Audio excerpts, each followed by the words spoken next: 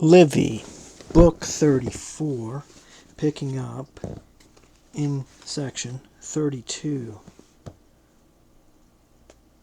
To this the Roman general replied, "Our treaty of friendship and alliance was made not with you, but with Pelops, rightful and legitimate king of the Spartans. His title to the throne was usurped by tyrants who subsequently held power in Lacedaemon by force because we were preoccupied with wars, with Carthage at one time, Gaul at another, and then with other nations, one after another. You too have held your power thanks to this recent war with Macedon. What I ask you could make less sense than for us, a people who fought a war against Philip for the freedom of Greece, to enter into a compact of friendship with a tyrant, and with the most ruthless tyrant in history at that, and the most violent towards his own people? Let us suppose you had not taken Argos by duplicity, and were not now occupying it.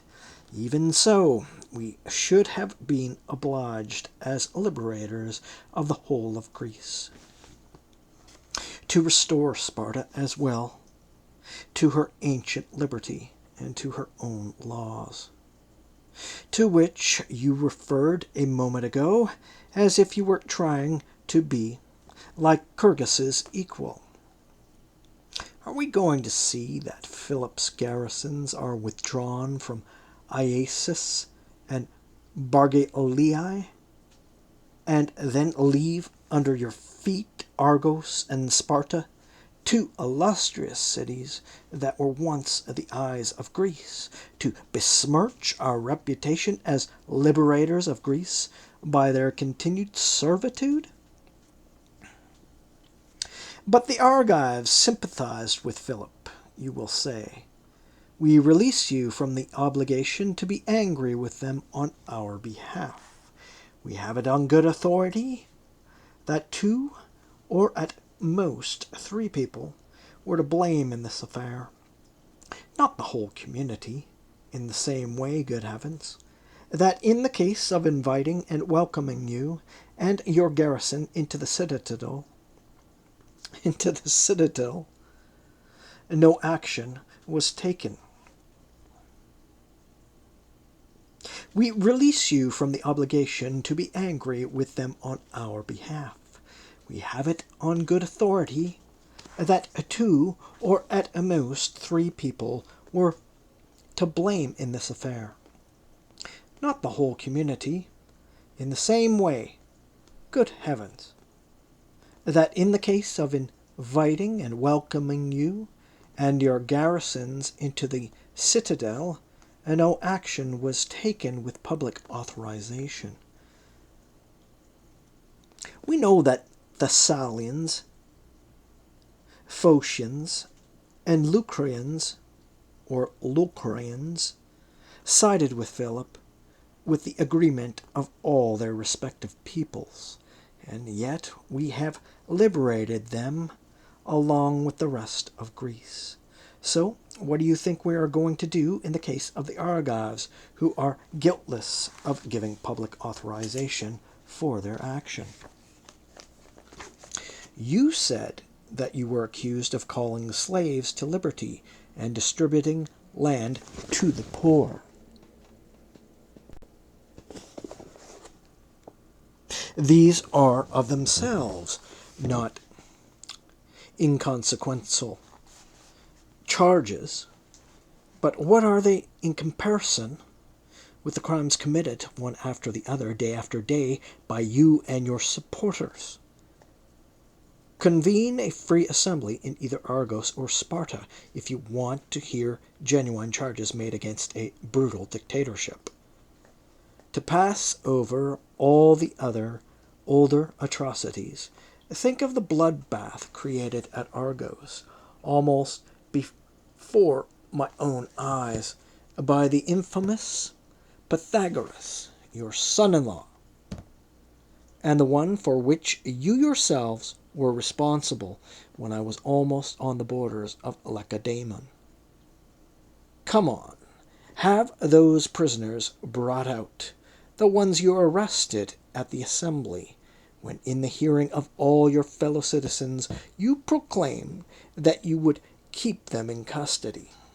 Let their poor parents know that the sons for whom they mistakenly grieve are still alive. But you will say, supposing that all this is true, what business is it of yours, Romans? Can you say such a thing to the people who are liberating Greece? Can you say such a thing to men who have crossed the sea to be able to effect this liberation, and who have fought wars on land and sea? But you say, strictly speaking, I have been guilty of no contravention against you, or against my pact of friendship and my alliance with you. How many instances do you want me to cite where you have been guilty? But I do not wish to go on at length. Let me sum up the whole thing. What are instances of violation of friendship? Surely there are these two above all. If you treat my allies as enemies, and if you join my enemies, both of these things you have done. Take the case of Messene, which was welcomed into an alliance with us, with exactly the same treaty rights as Sparta. You, an ally yourself, captured by force of arms this city that was allied to us. Moreover, you not only concluded a treaty with our enemy Philip, but for heaven's sake, you even used his prefect, Philocles, to establish a family bond. As though you were waging war on us, you made the waters of Malium a dangerous area for us with your pirate vessels, capturing and killing more Roman citizens almost than did Philip, so that the shoreline of Macedonia was safer than the Malian promontory for the ships transporting supplies to our armies. So please, refrain from bandying about the words loyalty and treaty rights. Cut out this vocabulary of the demagogue and speak like a tyrant and our enemy.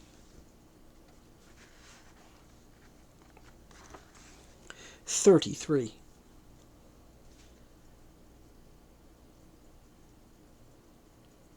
After this, Aristaeus proceeded to alternate warnings and pleas to Nabis, telling him to take thought for his position and his circumstances while he could and still had the opportunity. He then began to list by name tyrants of neighboring city-states who had laid down their power and restored liberty to the people, and who went on to spend their old age amongst their fellow citizens, not just in safety, but with honor as well. After these viewpoints had been passed back and forth, the debate broke off just before nightfall. The following day, Nabis said that he was retiring from Argos and withdrawing his garrison, since such was the Romans' pleasure, and that he would return prisoners and deserters. He requested that they give him in writing any further demands they had so that he could discuss them with his friends. In this way the tyrant was granted time to think things over while Quintius held a meeting to which the leaders of the allies were also invited. The majority opinion was that they should press ahead with the war and remove the tyrant. Only in this way, they said, would the freedom of Greece be guaranteed, and not starting a war against him in the first place would have been far preferable to abandoning it. once begun. With his tyranny virtually given approval, Anabis would be in a stronger position through having gained the support of the Roman people for his lawless rule. And the president set would spur on many men in other city-states to scheme against the liberty of their fellow citizens. The Roman commander himself felt more inclined towards peace. He could see that after the enemy were driven back within their walls, there was no alternative to a siege, which would take a long time, for it would not be Githium that they would be besieging, and even this had been delivered to them, not captured, but Sparta, which had great strength in manpower and weaponry.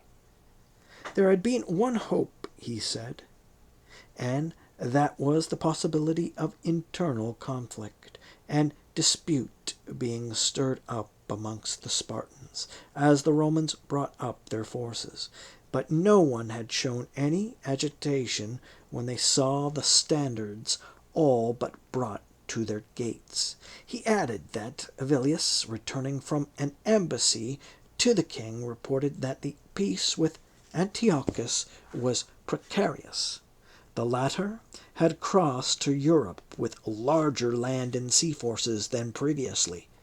If a blockade of Sparta tied up his army, what other troops would Flaminius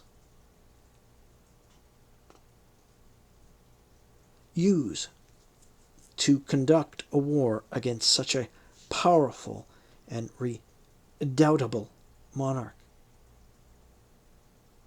Such were the arguments he used openly, but there also lurked in his mind the unspoken worry that the new consul might receive the province of Greece in the allotment, and Flamininus would be obliged to pass on to his successor a military victory, on which he had made a start. 34. Presenting the opposing case was making no impression on the allies, and Flamininus, therefore, brought them round to accepting his strategy, by the pretense of going over to their opinion. I pray it prove successful, he said. Let us then lay siege to Sparta, since this is your decision. But blockading cities is a long process, as you yourselves know, and one which often exasperates the besiegers before those under siege. You should therefore get this into your minds right now. You have to spend the winter around the walls of Sparta. If spending that time here involved only hardship and danger, I would be giving you encouragement to prepare yourselves mentally and physically for this. As it is, though, considerable expense is required for siege works, for the engines and catapults needed for an assault on a city of this size, and for acquiring provisions for the winter for you and us. So, to avoid any sudden anxieties on your part, or the shameful abandonment of an operation already underway, I feel you should first write to your respective city-states and investigate each one's inclinations and resources. Auxiliary forces, I have enough and more than enough. But the more numerous we are, the more provisions we shall need. Already the countryside of the enemy has nothing to offer us beyond bare soil, and in addition, winter will be coming on to make long-distance transportation difficult. It is this speech that first focused the minds of all on consideration of the problems each had in his own state. Apathy, the jealousy and disparagement of those remaining at home towards men serving in the field, the individual liberty hindering general agreement, lack of public funds, and the reluctance to contribute on the part of the individual. They suddenly had a change of heart and allowed the Roman general to take whatever action he thought to be in the interest of the Roman people and their allies. 35. Quintius then convened a meeting which was limited to his officers and military tribunes, and drafted the following terms on which peace was to be made with the tyrant. There was to be a 6-month truce between Nabis on the one hand and the Romans, Eumenes, and the Rhodians on the other. Titus, Quintius, and Nabis were both to send envoys immediately to Rome, so that the peace could be ratified by senatorial authority. The day marking the start of the truce was to be the day on which the drafted peace terms were issued to Nabis, and all garrisons in Argive territory were to be withdrawn from Argos and the other towns within 10 days from that day.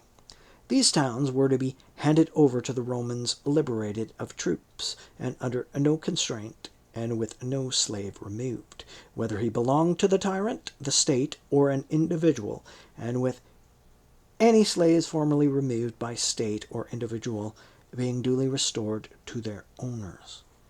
Nabis was to return the vessels he had appropriated from the coastal communities, and himself retain no ship apart from 2 cutters, which were to be propelled by no more than 16 oars.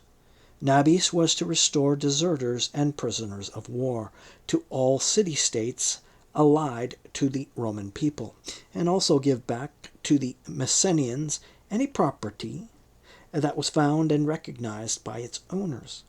He was also to return to Spartans in exile their children and wives, but only those wives willing to follow their husbands, with no woman involuntarily attending an exile. All possessions were to be duly returned to mercenaries of Nabis, who had deserted either to their own city-states or to the Romans. Nabis was to hold no city on the island of Crete, and he was to hand over to the Romans those which he had occupied.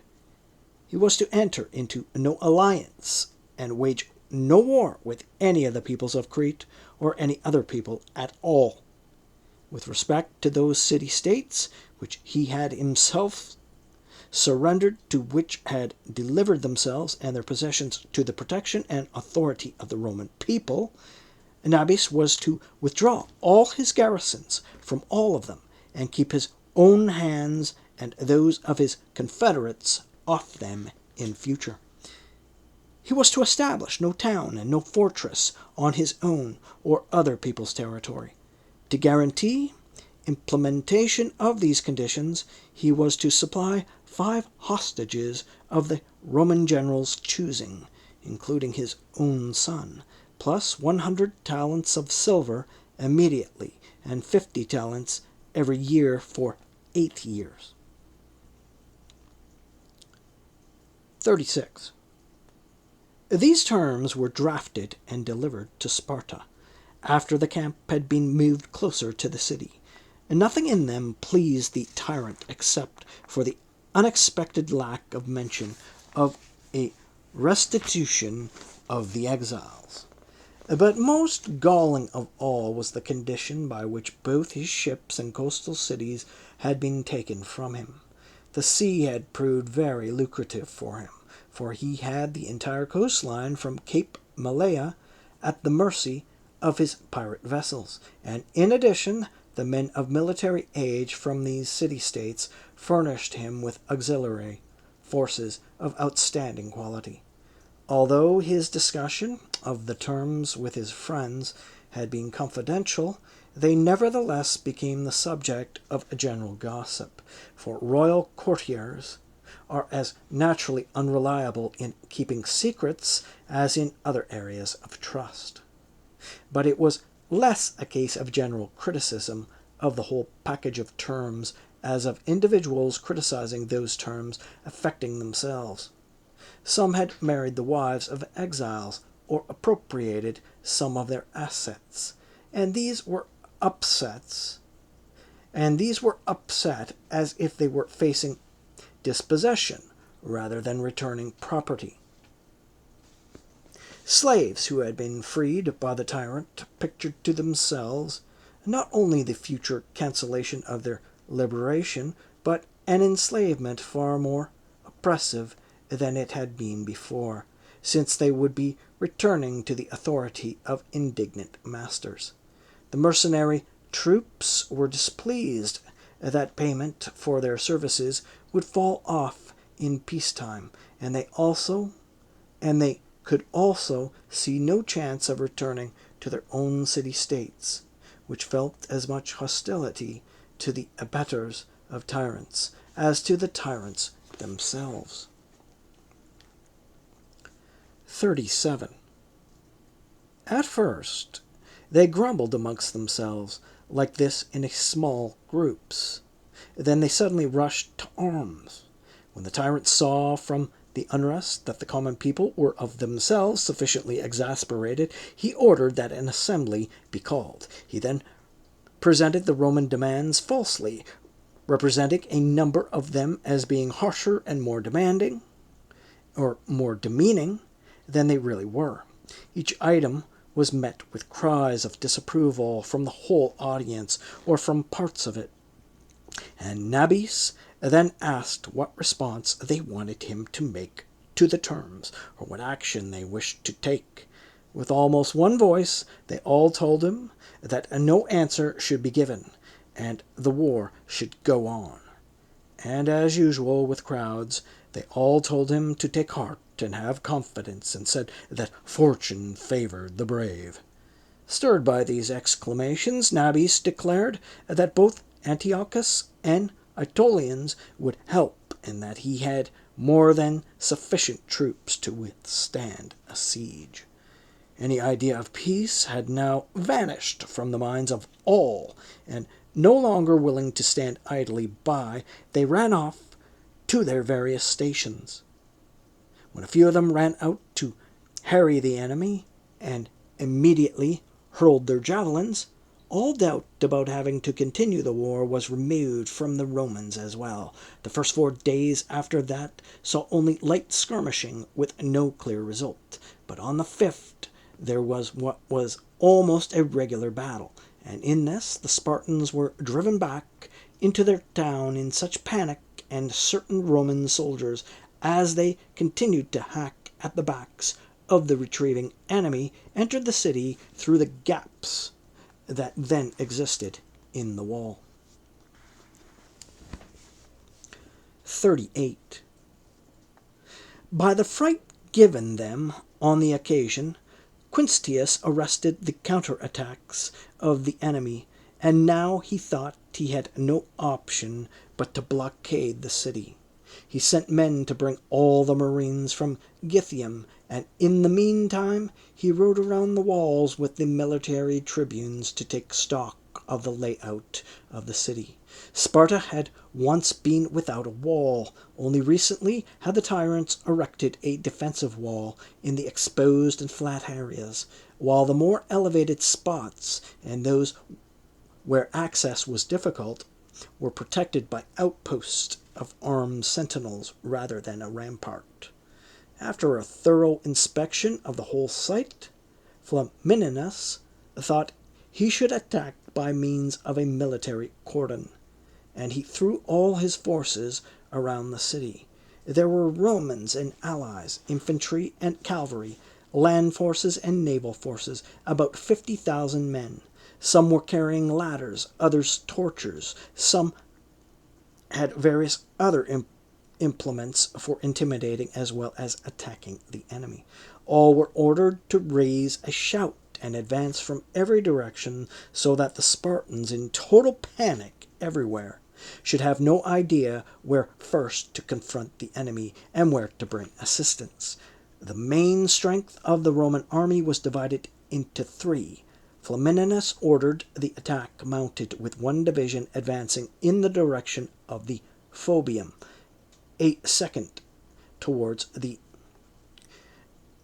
Dictanaeum, and the third towards the so-called Heptagonae. All these areas being open and without walls. The city was now faced with a terrifying danger from every direction. At first the tyrant responded to sudden outbursts of shouting and hysterical reports by rushing in person to the points most under pressure, or by sending men there.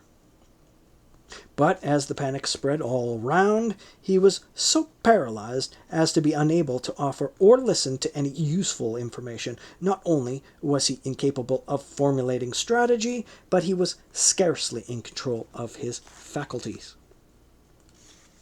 39.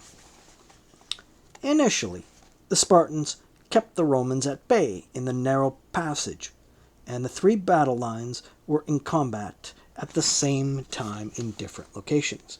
Then, as the conflict became more intense, the battle did not remain at all even. The Spartans were fighting with javelins, and the Roman soldier could easily protect himself against these by virtue of the large dimensions of his shield, and also because some were off target and others fell with very little impact.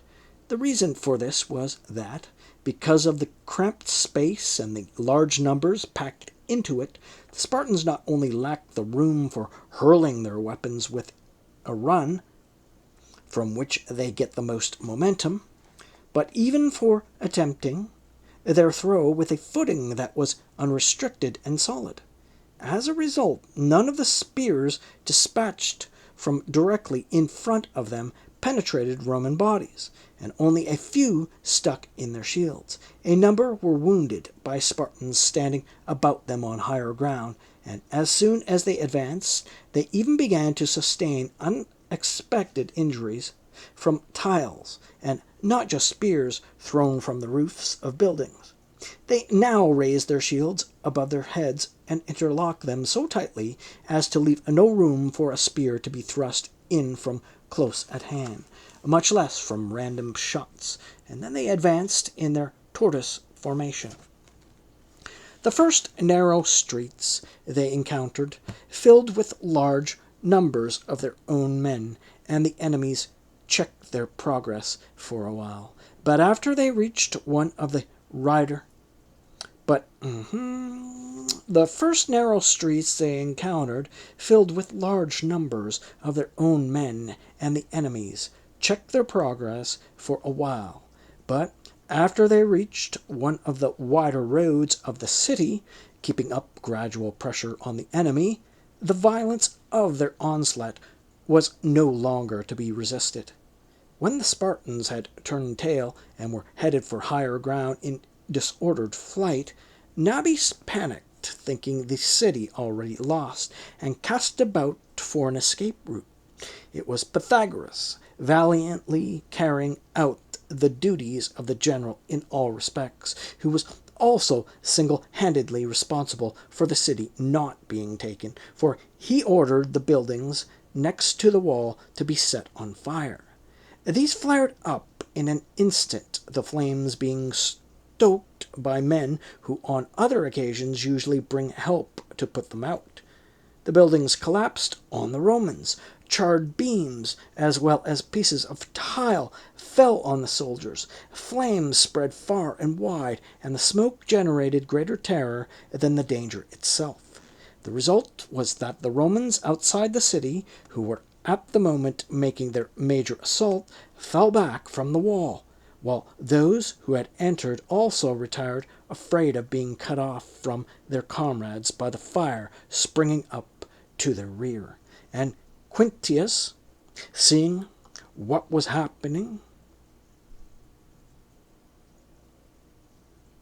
ordered the signal given for retreat, and so recalled at the point when the city had almost been taken, the men returned to camp. 40.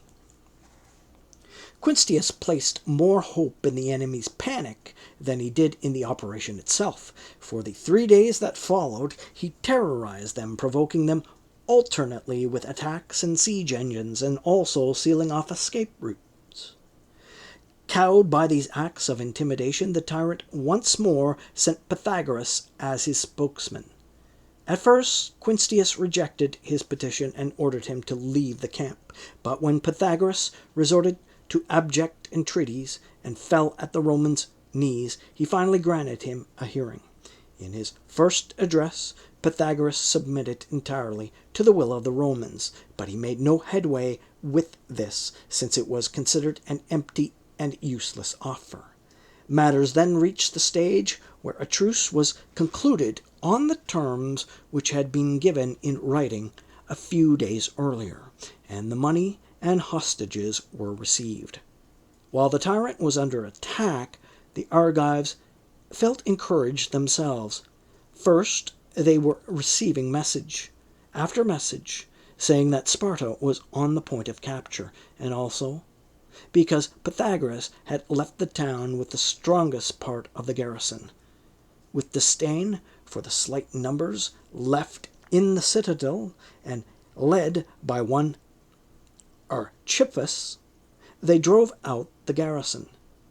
Timocrates of Pellene they let go alive with the guarantee of a safe conduct, because his regime had been easy-going.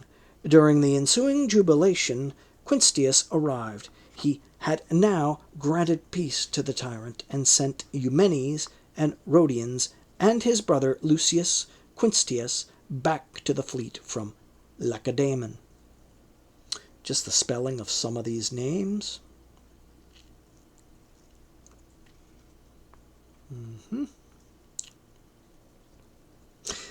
Archippus would be Archippus, pretty much how it sounds. Timocrates, as you can imagine. Timocrates, right? Timocrates of Pellene, Pellene.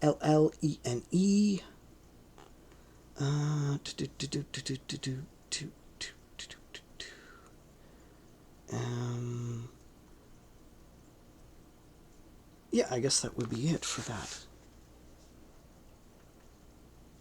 41. The most popular of Argive feast days, the famous Nemean Games, had not been observed at the regular time because of the difficulties of the war. The joyful city now announced that the celebration would coincide with the arrival of the Roman army and its commander, and further declared the general himself president of the games. A number of factors combined to increase the Argives' exuberance. Their fellow citizens, recently seized by Pythagoras and by Nabis before him, had been brought home from Sparta.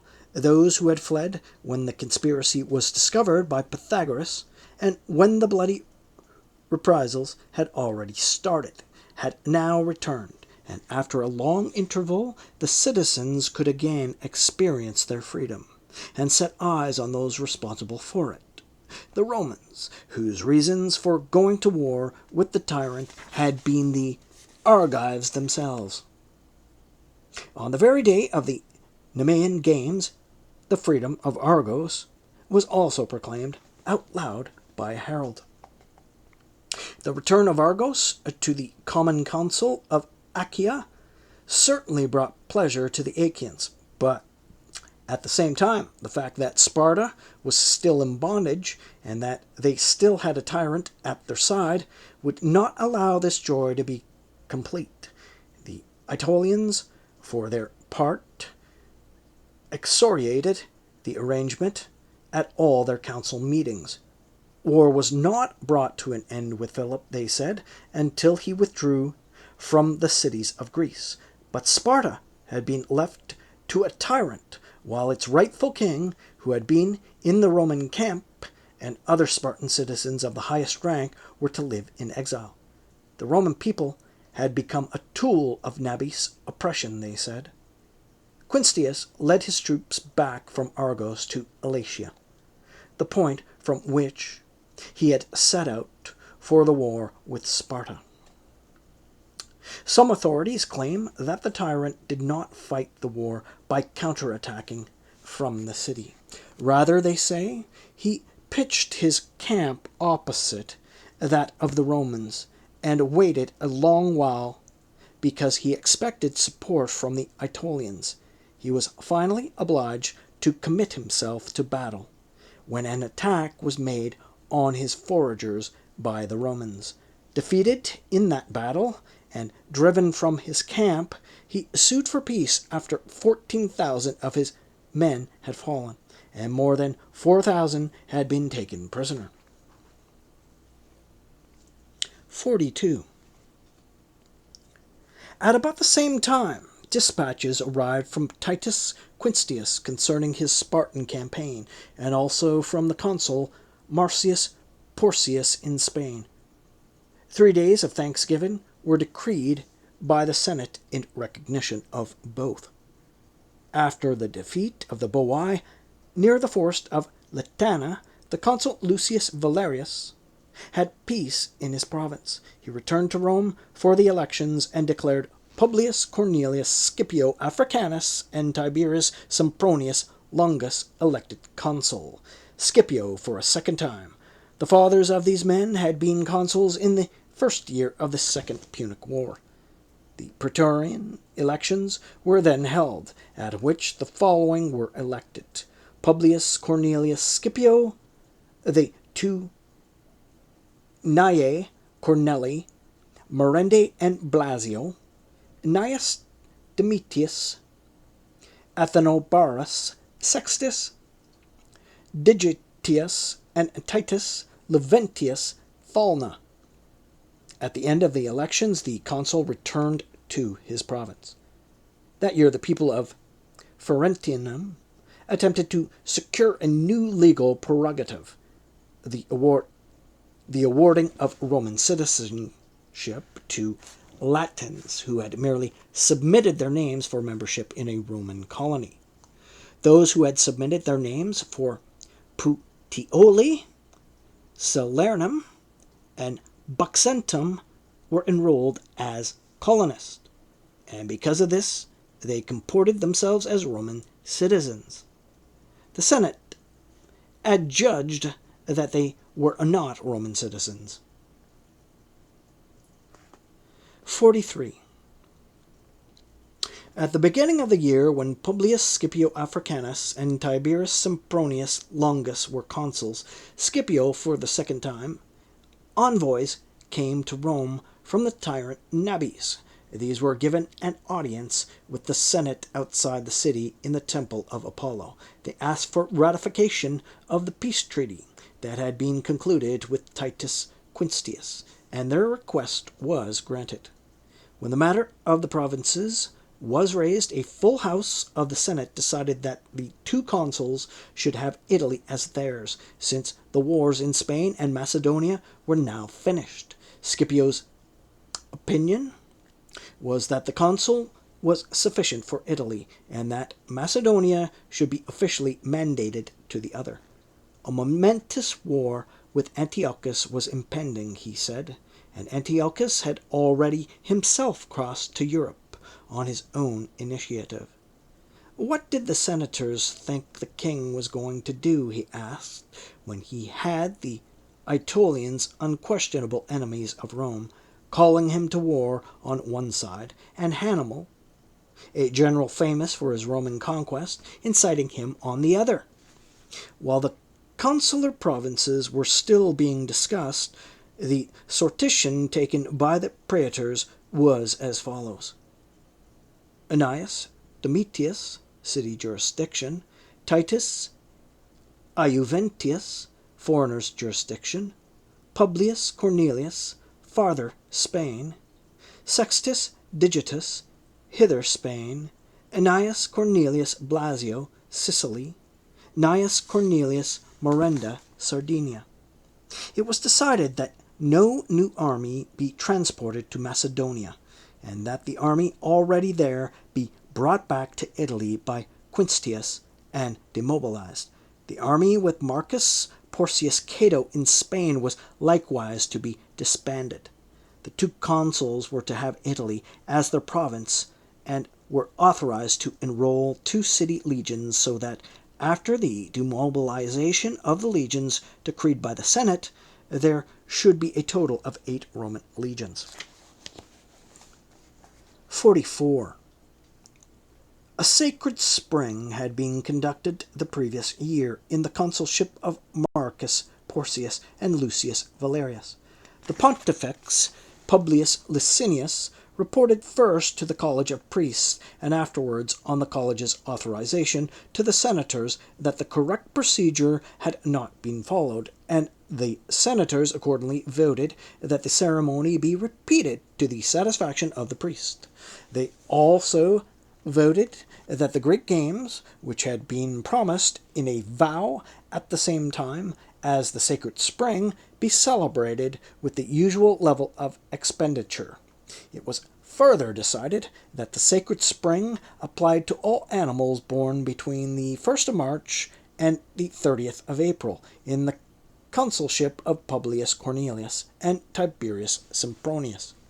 The election of these censors came next. Elected were Sextus Aelius Paetus and Gnaeus Cornelius Cethegus, and these chose as the princeps senatus the consul Publius Scipio, who had also been the choice of the previous censors. They rejected in all 3 senators, none of whom had held a curule office. They won enormous gratitude from the senatorial class by ordering the curule aediles to separate senatorial seating from the public at the Roman games, for prior to that there was no segregation for spectators. Very few knights had their horses confiscated, and no class was severely treated. The Hall of Freedom and the public villa were restored and extended by these same censors. The sacred spring and the games which Servius Sulpicius Galba had vowed as consul were both celebrated. There was a man, Quintius Plaminius, who had been thrown into prison for many crimes that he had committed against the gods and men at Locri. And while people's attention was focused on watching the games, he had gathered together men to set fires simultaneously at numerous locations in the city. His plan was that the prison could be broke open while the whole community was startled by the uproar during the night. The scheme came to light and was reported to the Senate when Plaminius' associates denounced him. Plaminius was sent down to the lower prison and executed. 45. Colonies of Roman citizens were that year established at Puteoli, Volturnum, and Liternum, with 300 people assigned to each. Salernum and Buxentum likewise received colonies of Roman citizens. The triumvirs establishing the colonies were Tiberius Sempronius Longus, consul at the time, Marcus Servilius, and Quintus Minucius Thermus.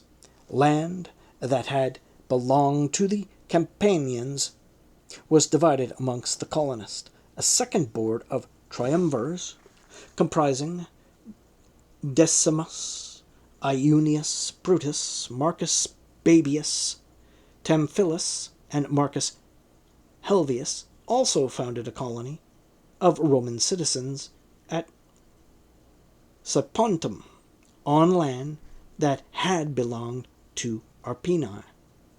At Tamsa, too, and at Croton, colonies of Roman citizens were founded. The land at Tamsa had been captured by the Brutii, who had themselves driven out the Greeks, while the land at Tamsa had been captured from the Brutii, who had themselves driven out the Greeks, while Croton had been inhabited by Greeks. The founding triumvirs for Croton were Gnaeus Octavius, Lucius Aemilius Paulus, and Gaius Laetorius. For Tamsa, they were Lucius Cornelius Marula, Quintus, and there's a blank, a missing part of parchment, I guess, and Gaius Salonius. That year, prodigies were seen at Rome, and also reported from elsewhere. Droplets of blood were observed in the Forum, in the Comitium, and on the Capitol. There were occasional showers of earth, and the head of Vulcan caught fire. There was a report that the river Nar had flowed with milk, and that freeborn children had been born in Ariminum without ears and noses, and one in the district of Picenum without feet and hands. These prodigies were expiated by decree of the pontiffs. In addition, there was a 9-day sacrifice because the people of Hadria had reported that stones had fallen as rain in their territory.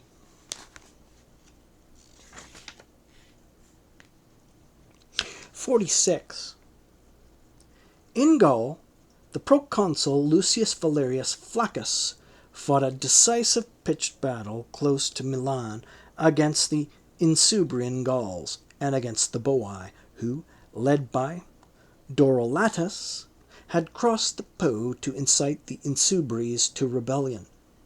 10,000 of the enemy were killed in the engagement. In the same period, Flaccus's colleague, Marcus Porcius Cato, celebrated a triumph for his Spanish campaign. Carried along in the procession were 25,000 pounds of unwrought silver, 123,000 silver coins stamped with the Bk, 540 coins of Oscan stamp, and 1,400 pounds of gold. From the booty, Cato distributed 270 asses to each of his infantrymen, and 3 times that amount to each cavalryman. Setting off for his province, the consul Tiberius Sempronius led his legions first into the territory of the Boii. The chieftain of the Boii at the time was Boorix.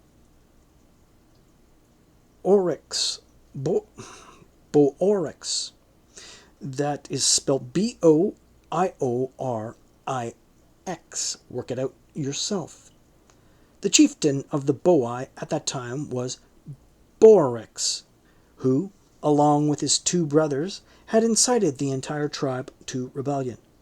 Boorix pitched camp in an open area to make it clear that he would resist an enemy incursion into his lands. When the consul perceived how strong his enemy forces were and how great his confidence, he sent word to his colleague to ask him to come quickly, if he saw fit.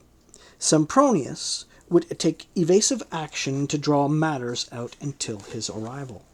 Their enemies' hesitation encouraged the Gauls, and in addition, they had the same reason for accelerating the action as the consul did for delaying, namely, to bring the campaign to a conclusion before the forces of the 2 consuls could be combined.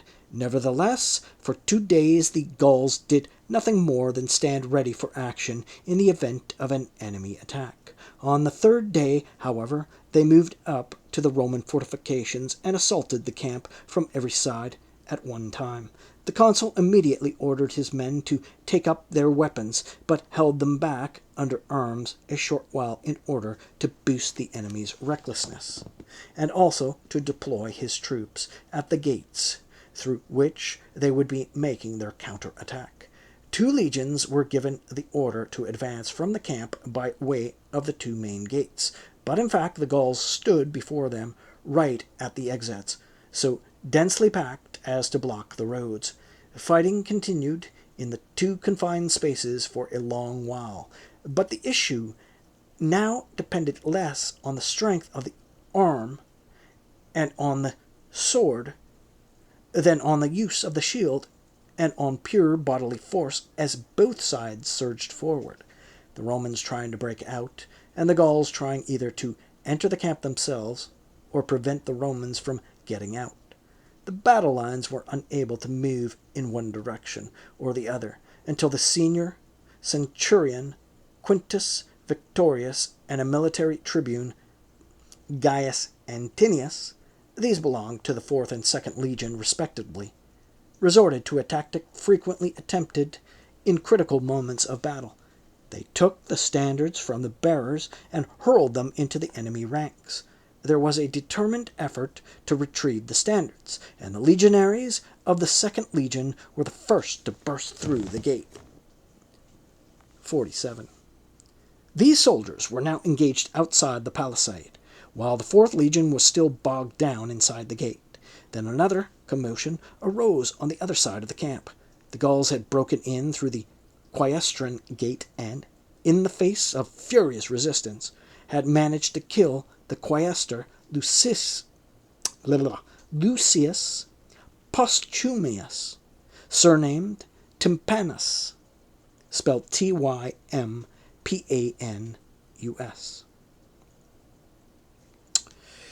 and the allied commanders Marcus Antinius and Publius Sempronius, along with some 200 regular soldiers.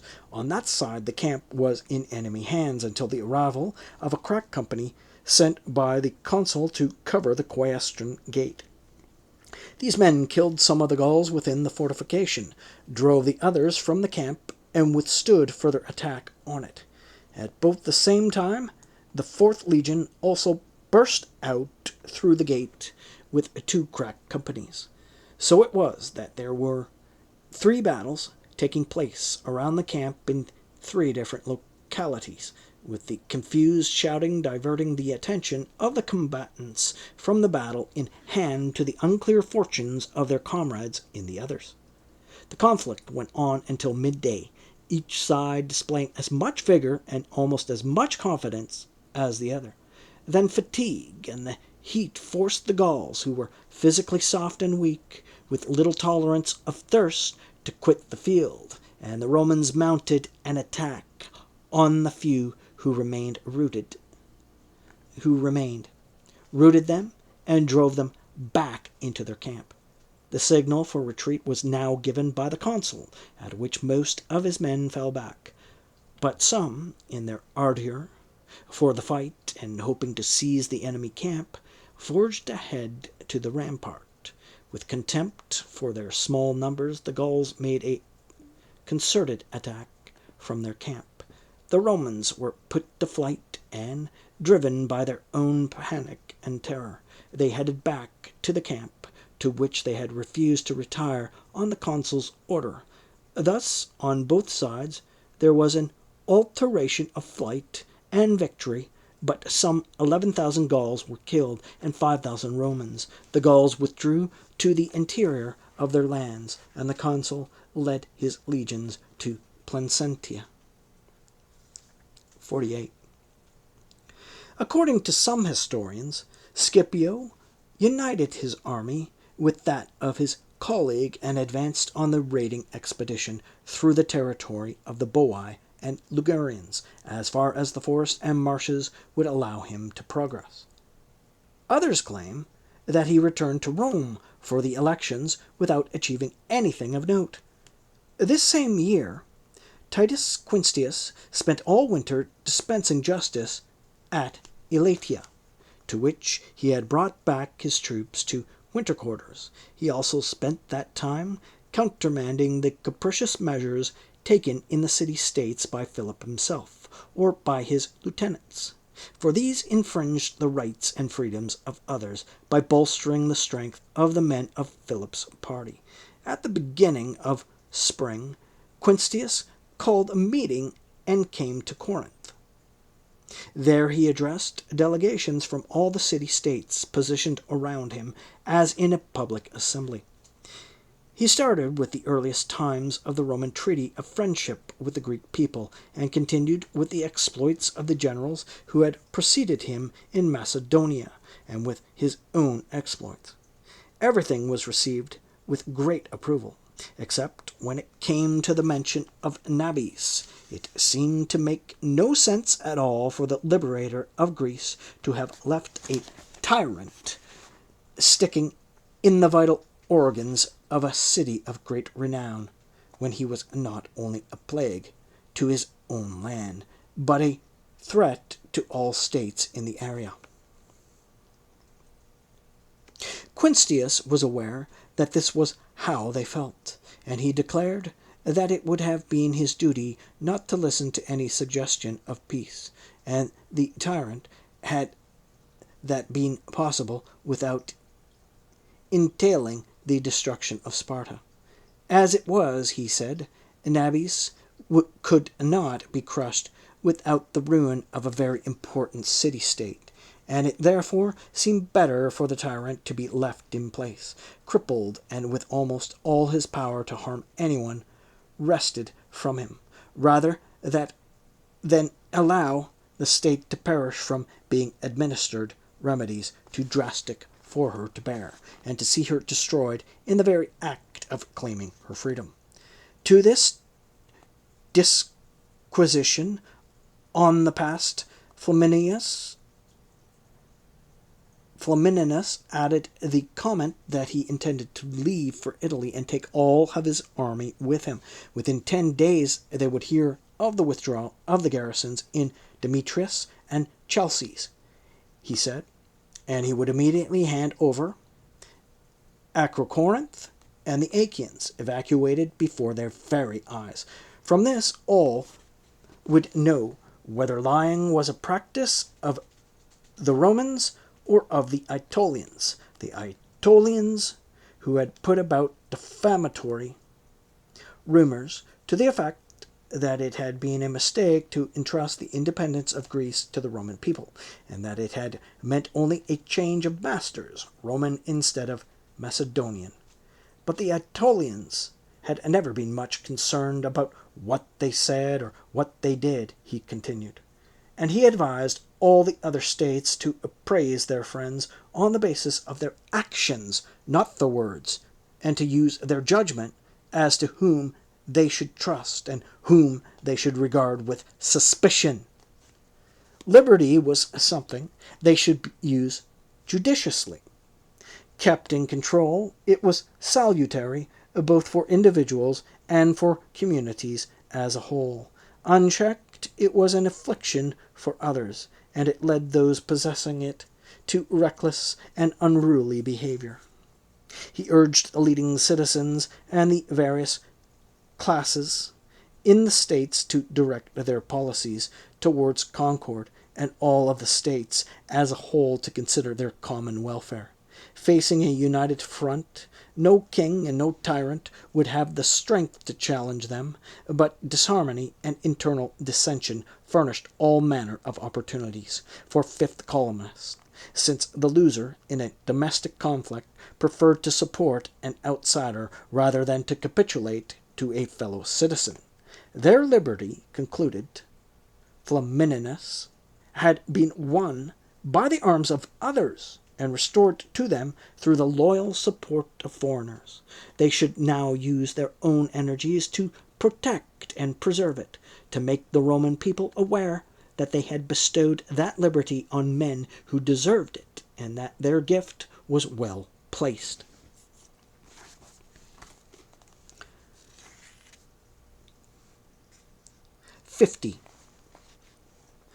The Greeks heard these words almost as if they came from a father.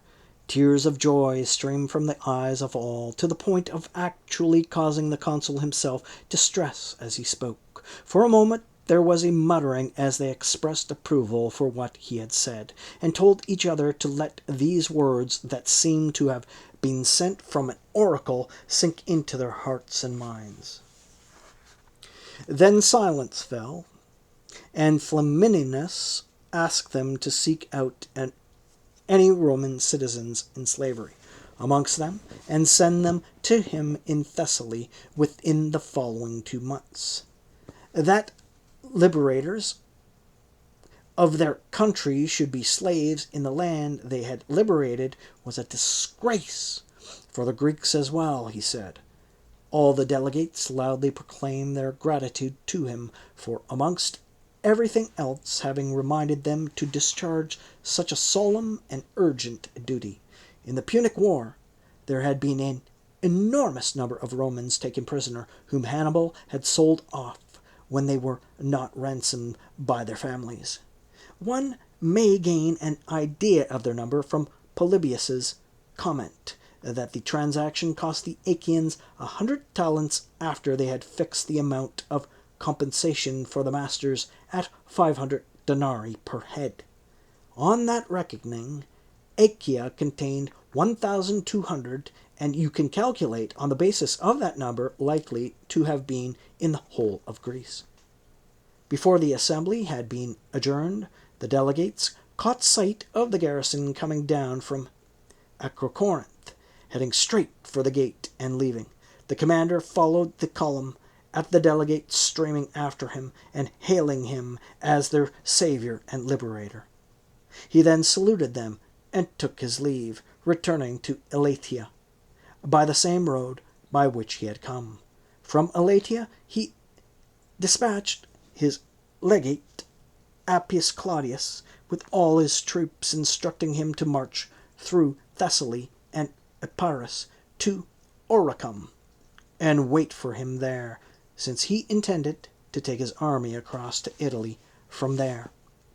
He also wrote to his brother, Lucius Quinctius, his legate and navy commander, ordering him to bring together in that same location transport vessels from all along the Greek coastline.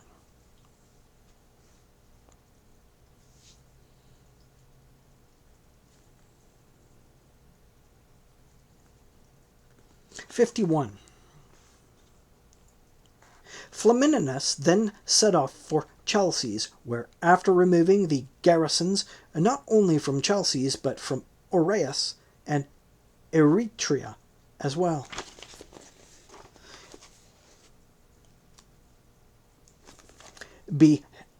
held a meeting of the states of Euboea.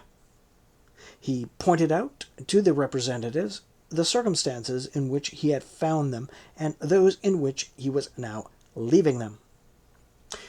He then adjourned the meeting and made for Demetrius. He removed the garrison here, and with all the citizens escorting him, as at Corinth and Chalcis, he then left for Thessaly. Here his task was not only to liberate the states, but also to re-establish some kind of reasonable order from the whole mess and disorder existing there. For the Thessalians were in a chaotic state, and not just because of the problems of that time, or the king's violent and wayward behavior, but also because of the turbulent character of their race. From their very beginnings down to our own times, they have been able to hold no elections, no meeting or assembly without dissension and mayhem. Flamininus selected both a senate and judges for them on the basis of property more than anything else, giving greater power to that segment in the city-states more interested in maintaining overall stability and tranquility. 52. After making this review of Thessaly, Flamininus came through Epirus to Oricum, the point from which he was to make his crossing. From Oricum, all his troops were transported to Brundisium. Then they came right through Italy to the city virtually in a triumphal procession, the line of captured goods before the general being as long as his own column of men. Arriving in Rome, Quinctius was granted an audience with the Senate outside the city so that he could give an account of his achievements, following which the senators gladly accorded him a well-deserved triumph. His triumph went on for 3 days. On the first day, Flamininus put armor, weaponry, and statues of bronze and marble on display in his procession. Most of this had been confiscated from Philip rather than captured from the states. On the second he displayed gold and silver, wrought, unwrought, and coined. There were 18,270 pounds of unwrought silver and inwrought silver, many vessels of every shape and size, most of them with carvings in relief, and some of superlative workmanship. There were many vessels made of bronze, and 10 silver shields as well. In coin silver there were 84,000 Attic coins. These are called tetrachums, and each has a weight of silver equivalent to about 3 denarii. There were 3,714 pounds of gold, a shield made of solid gold, and 14,514 gold philippics. On the third day, 114 golden crowns, which had been gifts from the city-states, were carried in the procession, and sacrificial animals were paraded. And before the triumphal chariot, there were many prisoners and hostages of noble birth, including Demetrius, son of Philip, and Armenes, the Spartan son of the tyrant Nabis. Behind these, Quinctius himself entered the city, his chariot attended by a large crowd of soldiers, the entire army having been brought back from the province. The distribution of those men was 250 asses for the infantry, double that for each centurion, the triple for each cavalryman. What provided a spectacular sight in the triumph was the men who had been brought out of slavery, marching along with shaved heads. 53. At the end of the year, the plebeian tribune Quintus Aelius Tubero, following a directive of the Senate, proposed to the plebs the establishment of 2 Latin colonies, one in Bruttium and the second in the territory of Thurii, and the plebs ratified the proposal. Triumvirs, with the 3-year mandate, were elected to establish the colonies, and these were Quintus Navius, Marcus Minucius Rufus, and Marcus Furius Chrysippus for the Bruttium colony. Aulus Manlius, Quintus Aelius, and Lucius Apustius for that in the territory of Thurii. The 2 elections were presided over by Gnaeus Domitius, the urban praetor, on the Capitol. A number of temples received formal consecration that year. One of these was the temple of Juno Matua in the vegetable market. This had been vowed, and its building contracted out 4 years earlier during the Gallic War by the consul Gaius Cornelius, who also now had it consecrated in his capacity as censor. A second was the temple of Faunus, the construction of which, financed by money from fines, had been contracted out 2 years earlier by the aediles Gaius Scribonius and Gnaeus Domitius, the latter of whom now saw to its consecration in his position as urban praetor. A temple to Fortuna Primigenia was also consecrated on the Quirínal hill by Quintus Marcius Ralla, a duumvir elected for the express purpose, and this had been vowed 10 years previously during the Punic War by the consul Publius Sempronius Sophus, who had also, as censor, contracted out its construction. Furthermore, the triumvir Gaius Servilius saw to the consecration on the island of the temple of Juniper. Furthermore, the triumvir Gaius Servilius saw to the consecration on the island of a temple of Jupiter, which had been vowed 6 years earlier during the Gallic War by the praetor Lucius Furius Purpurio, who had subsequently, as consul, also contracted out its construction. Such were the events of the year. 54. Publius Scipio came from his province of Gaul to appoint the next consuls. In the consular elections, Lucius Cornelius Merula and Quintus Minucius Thermus were chosen, and the next day the following praetors were elected: Lucius Cornelius Scipio, Marcus Fulvius Nubilior, Gaius Scribonius, Marcus Valerius Messala, Lucius Porcius Licinius, and Gaius Flaminius. The curule aediles for that year, Aulus Atilius Serranus and Lucius Scribonius Libo, were the first to stage dramatic performances at the Megalesia.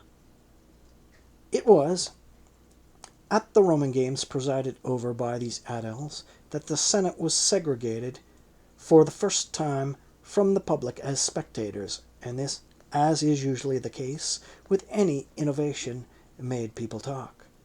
Some thought that the distinguished order had now been accorded a privilege long overdue. Others surmised that any extension of the prestige of the senators detracted from the standing of the common people, and that any such divisions that separated the classes must entail a weakening of the harmony and balance of freedoms within the community. For 558 years they had mixed seating to watch the games, they said.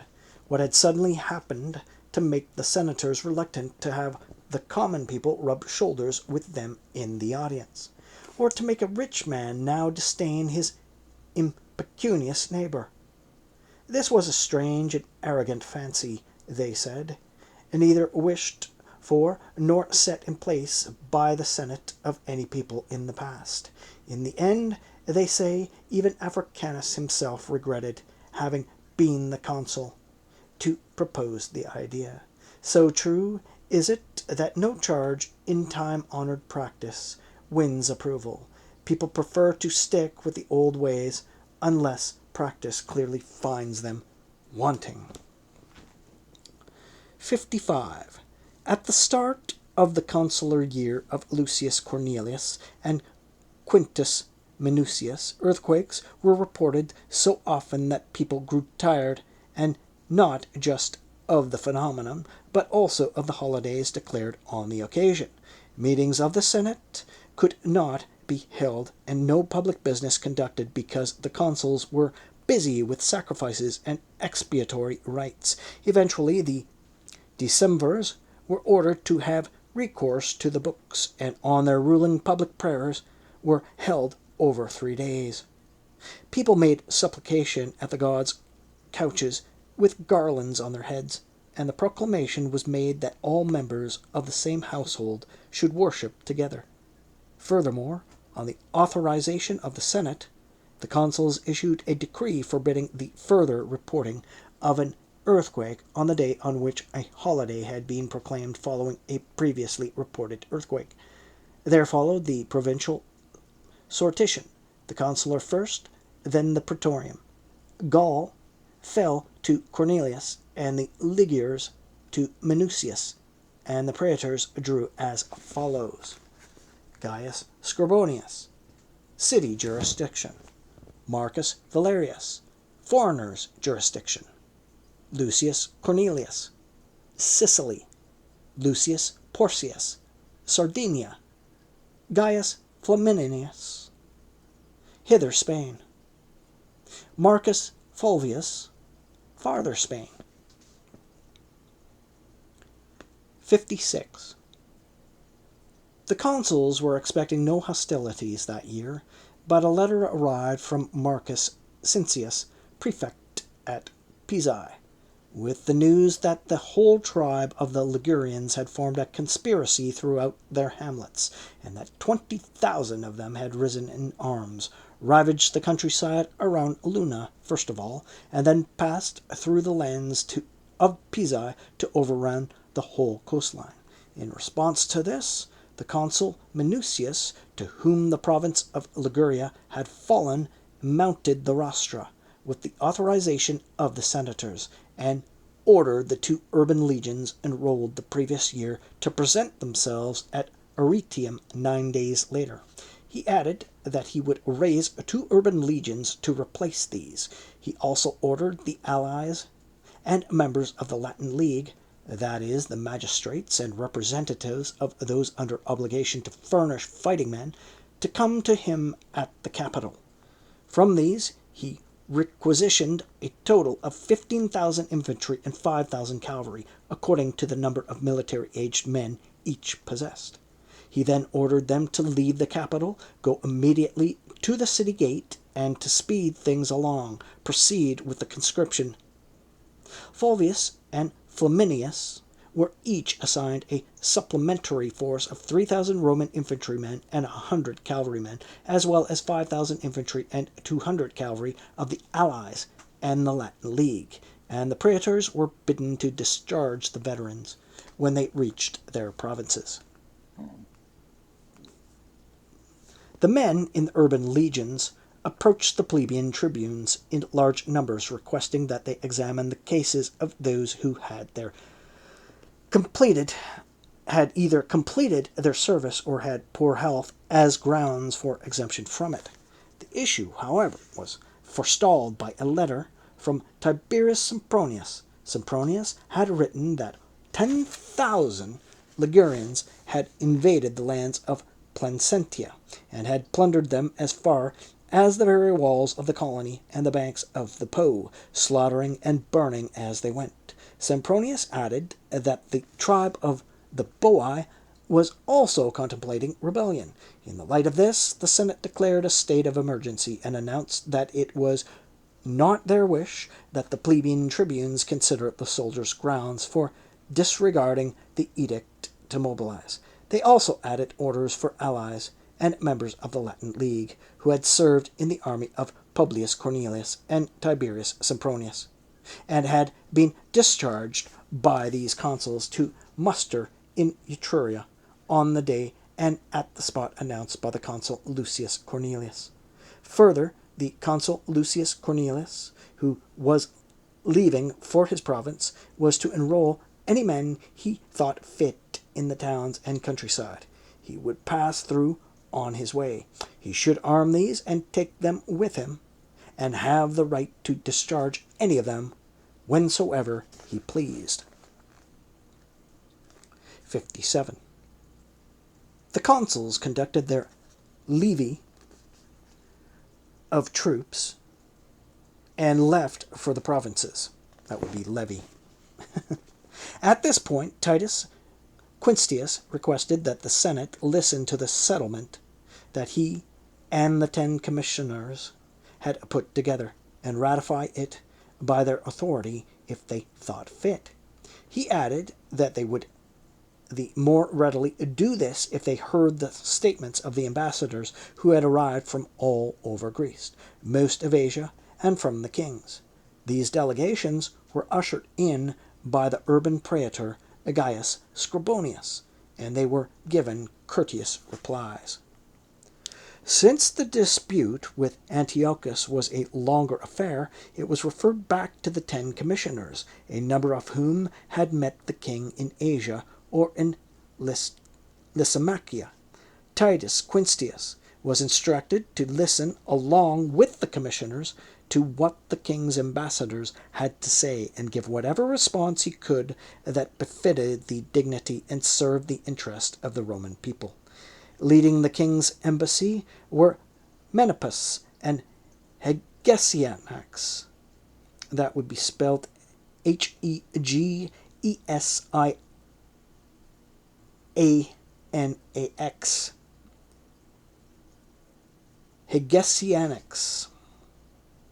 Hegesianax. Okay. Leading the king's embassy were Menippus and Hegesianax, one of whom, Menippius, declared that he could not fathom what was complicated about their mission, since he had come simply to ask for the Romans' friendship and to forge an alliance with them. There were, said Menippus, 3 types of treaty by which city-states and kings could cement alliances amongst themselves. The first was when terms were dictated to a party which has been defeated in war, for when everything has been surrendered to the party who was superior in the field, it is the victor who had the right to decide what property the vanquished party is to retain and what he is to lose to confiscation. The second was when the 2 parties evenly balanced militarily, entered a pact of non-aggression and friendship on equal terms. In this case, requests for restitution of property and the actual restitution are a matter of mutual agreement. And in the case of possession of property rendered indeterminate by the war, the matters are settled by recourse to time-honored legal prescriptions or by the mutual convenience of the parties. The third type was when the parties who have never been enemies came together to forge an alliance of friendship on equal terms, and then there is no imposition of acceptance of terms, for that belongs in the context of victorious and defeated parties. Since Antiochus was in the last category, said Menippus, he was surprised that the Romans thought it reasonable to dictate terms to him, specifying which cities of Asia they wanted left free and non-tributary, which they wanted to be tribute-paying, and which they forbade the king's troops and the king himself to enter. For this, he said, was how peace should be concluded with Philip an enemy, but not how a treaty of alliance should be struck with Antiochus their friend. 58. Quinctius's reply to this was as follows. Since you wish to be precise and to list different ways of contracting alliances, I shall for my part set down 2 conditions, without which you can report to your king there can be no alliance contracted with Rome. First, he must keep his hands off Europe completely if his wish is that we pay no attention to the affairs of the cities of Asia. Secondly, should he not stay within the boundaries of Asia, but pass into Europe, then the Romans, too, would have the right both to safeguard their alliances, which they currently have with the Asian states, and to contract new ones. At this point, Hegesianax retorted that this was an insulting proposition for them to listen to, excluding Antiochus from the cities of Thrace and Chersonese as it did. These were areas that Antiochus's great-grandfather Seleucus had won with superior honor, defeating Lysimachus in war and killing him in the field, and then bequeathed to his descendants. When they were later occupied by the Thracians, Antiochus had matched his great-grandfather's glorious achievement by recovering some of them with armed force, and by repopulating others that were deserted. Like Lysimachia itself, and restoring their inhabitants, and by rebuilding at enormous expense what had been ruined and burned. What parallel was there, then, he asked, between Antiochus being deprived of possessions won and recovered in such a manner, and the Romans staying out of Asia, which had never been theirs anyway? Antiochus was seeking a treaty of friendship with the Romans, but only on condition that gaining it brought him honor, not disgrace. Responding to this, Quinctius said, since we are weighing up honor, which should be the only, or at least the prime consideration for the leading people of the world, and so great a king, which seems the more honorable, wanting all Greek cities everywhere to be free, or making them tribute-paying slaves.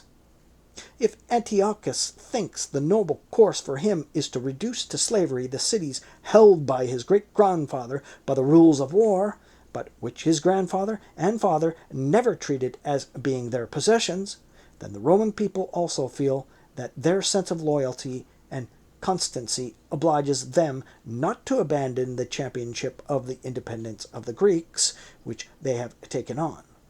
As they freed Greece from Philip, so they intend to free from Antiochus the cities of Asia that are of Greek stock, for colonies were not sent out to Aeolus and Ionia in order to be slaves of a king, but rather to increase the Greek race and spread this ancient people throughout the world. 59. Hegesianax was baffled. He could not deny that a more honorable cause was served by the title freedom than by the title slavery. Enough of all this beating about the bush, said Publius Sulpicius, eldest of the 10 commissioners. Choose one of the 2 conditions eloquently laid down by Quintius just now, or else stop talking about a treaty of friendship. In fact, replied Menippus, we have neither the wish nor the power to make any agreement tending to diminish Antiochus's regal authority. The next day, Quintius brought forth the Senate all the deputations from Greece and Asia, so these could see the attitude of the Roman people and that of Antiochus with regard to the Greek city-states, that he presented the demands of the king as well as his own. The envoys were to report back to their governments that, unless Antiochus quit Europe, the Roman people would champion their liberty from him with the same courage and loyalty as they had from Philip. At this, Menippus proceeded to entreat both Quintius and the senators not to rush into a decision which would shake the entire world. He should allow both himself and the king time to reflect, he said, and the king would indeed reflect when the conditions were reported to him, either gaining some concessions or else making some for the sake of peace. And so the whole question was deferred. It was decided that the same envoys be sent to the king that had been with him at Lysimachia: Publius Sulpicius, Publius Villius, and Publius Aelius. 60. Barely had these envoys started their journey when ambassadors brought word from Carthage that Antiochus was clearly making preparations for war with the assistance of Hannibal, and the news gave rise to fears of a war with Carthage being fomented concurrently. Fleeing his country, Hannibal had come to Antiochus, as noted above, and was held in great esteem by the king for the sole reason that Antiochus had long been considering plans for a war with Rome, and nobody was more fit than Hannibal to participate in his discussions of such a move. Hannibal had always had the same unwavering opinion on the subject. The war should be fought in Italy. Italy, he claimed, would furnish both provisions and men for an enemy from abroad. But if no initiative were taken in the country, and the Roman people were permitted to wage war outside Italy with Italian manpower and troops, neither the king nor any nation would be a match for the Romans. He requested for himself 100 decked ships, 10,000 infantry, and 1,000 cavalry. With the fleet, he would head first for Africa, where he had every confidence that the Carthaginians would also be brought to rebel through his efforts. If the Carthaginians held back, he said, he would foment war against the Romans somewhere in Italy. The king should cross to Europe with the rest of his forces and keep his troops based somewhere in Greece, not making the crossing, but being at the ready to cross, which would suffice to create the impression and spread rumors that war was imminent. 61. After Hannibal won the king over to his point of view, he felt he should mentally prepare his countrymen for what was to come, but he dared not write a letter in case it was somehow intercepted and his project thereby disclosed. He had come across a certain Tyrian, Ariston, at Ephesus, and had put the man's ingenuity to the test by sending him on some minor errands. And now Hannibal showered him with gifts as well as promises of rewards, which the king had personally approved, and sent him to Carthage with a set of instructions. He supplied Ariston with the names of people he had to meet, and also provided him with secret codes, from which his people would clearly recognize that the instructions came from Hannibal himself. When this Ariston appeared in Carthage, Hannibal's enemies found out the reason as quickly as the friends for his coming. At first, it was a widespread topic of conversation in social gatherings and dinner parties, but then some people declared in the Senate that Hannibal's exile had served no purpose if he could orchestrate revolution in his absence and cause civil unrest by inciting men to intrigue. A Tyrian stranger, one Ariston, had arrived in town with instructions from Hannibal and Antiochus, they said, and certain individuals had been engaging in clandestine discussions with him on a daily basis. Some secret scheme was being concocted which would soon erupt to bring destruction on them all.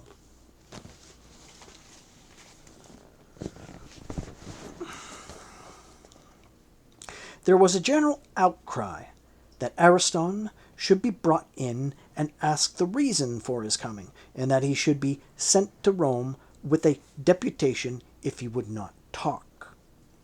They had been punished enough for the reckless conduct of one man, it was said. Private citizens could transgress in future at their own risk, but the state must be kept free, not only of guilt, but of any whisper of guilt. When he was summoned, Ariston protested his innocence and resorted to his strongest line of defense, that he had brought no letter to anyone. But his explanation of why he had come was not satisfactory, and he was particularly disconcerted when they made the point that he had been in conversation only with members of the Bk faction. A dispute then broke out, with some declaring that Ariston should be arrested as a spy and imprisoned, others saying that there was no reason for extreme measures. Arresting foreigners for no reason set a bad precedent. These people said, for the same thing would happen to Carthaginians in Tyre as well as in other mercantile centers that they frequently visited. On that day the issue was shelved. Ariston now employed some Carthaginian ingenuity on the Carthaginians. As evening fell, he hung a written tablet in the most crowded part of the city, above the place where the magistrates sat each day, and then, at the third watch, he boarded his ship and fled. The next day, when the Cephets took their seats to dispense justice, the tablet was noticed, taken down, and read.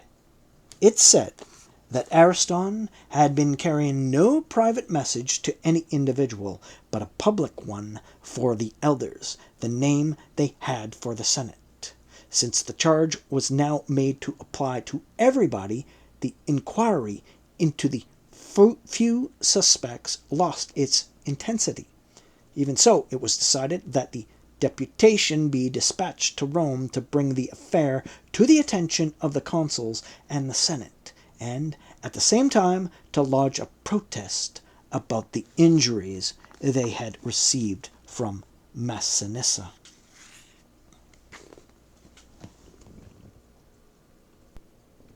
'62.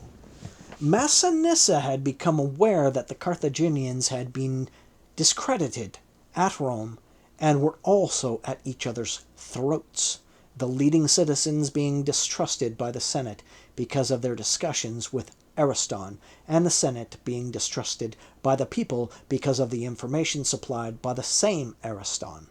Thinking he had an opportunity to hurt them, he raided their coastal farmlands and also forced a number of cities that paid tribute to the Carthaginians to remit their taxes to him.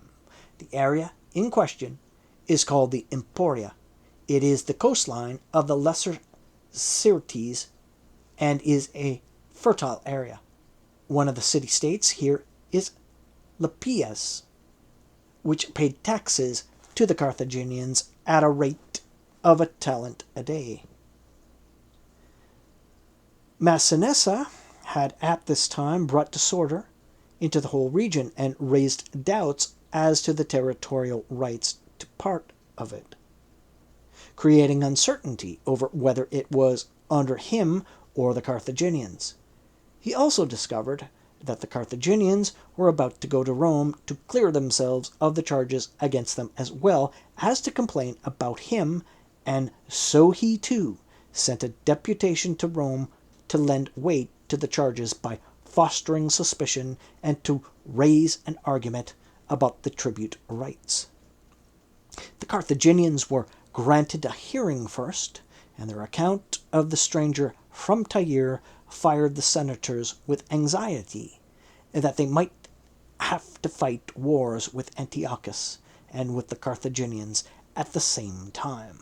The charge against them was particularly aggravated by the suspicious circumstances. The Carthaginians had decided that the man should be arrested and sent to Rome, and yet they had not kept a guard either on him or his vessel. Then discussion of the territory began with the envoys of the king. The Carthaginians defended their position by reference to their boundary rights. The area in question was, they said, within the limits defined by their conqueror Publius Scipio for the lands under Carthaginian jurisdiction, and by reference to the king's own words. For when he was pursuing Apther, a fugitive from his kingdom, who was circulating in the area of Cyrene with a group of Numidians, Massinissa had asked the Carthaginians as a favor for permission to pass through the very land in question, thus indicating that it was quite clearly under Carthaginian jurisdiction. The Numidians claimed that the Carthaginians were lying about the Scipionic boundary, and added the question of what territory in Africa was in any case genuinely Carthaginian, if one wished to examine the true beginnings of the property rights involved. As new immigrants, the Carthaginians had been granted, as a kindness, in order to build a city, as much ground as they could encompass with a bull's hide cut in strips. Whatever they now possessed beyond their original settlement, the Burza, they had acquired unlawfully by force. As for the territory in question, the Carthaginians could not even prove long-term possession of it, since their occupation, much less continual possession. The Carthaginians and the kings of Numidia had alternated claim to it as the opportunity arose, and possession had always rested in the hands of the one who was stronger militarily. The Numidians, therefore, asked the Romans to let matters stand as they were before the Carthaginians had become Rome's enemy, and the king of the Numidians her ally and friend, and not obstruct possession of the territory by the person capable of holding it. It was decided that the embassies of both sides be given the answer that the Senate would send a commission to Africa to arbitrate on the spot between the people of Carthage and the king. The commissioners sent were Publius Scipio Africanus, Gaius Cornelius Cethegus, and Marcus Minucius Rufus. After hearing both sides and making an inspection, these decided in favor of neither party and left everything in the air. Whether they reacted spontaneously or under orders is not clear, but it is clear that leaving the parties with the dispute unresolved suited the needs of the moment. Otherwise, from his expertise in the matter, or through the authority he had acquired by his service to both parties, Scipio could, all on his own, have brought closure to the dispute with a nod of his head.